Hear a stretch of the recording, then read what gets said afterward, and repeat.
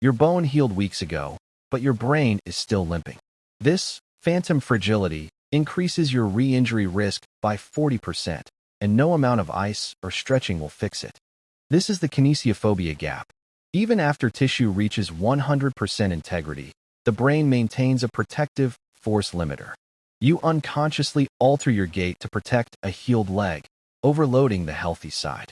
The result? A compensatory injury that takes you out for another 6 months. But the trap goes deeper. When you lose your runner identity, the resulting grief triggers a cortisol flood. This chronic stress inhibits protein synthesis, literally slowing down the physical repair of your tendons. Here is the mechanism, the pain neuromatrix. Your brain doesn't just record pain.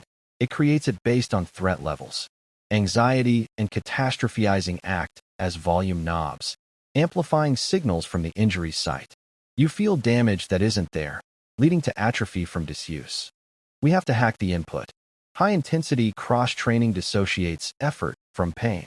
It proves to your nervous system that exertion is safe, retraining your threat detection system while maintaining metabolic fitness. While sidelined, use motor imagery. Visualizing your run fires the exact same neural pathways as running. Evidence shows this preserves motor patterns and muscle strength, preventing the neurological rust that causes bad form when you finally return. Recovery is a psychological negotiation. Use graded exposure, systematically introducing load to convince the brain, not the body.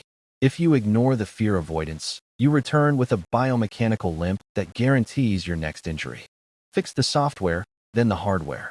Train your brain, or it will break your body.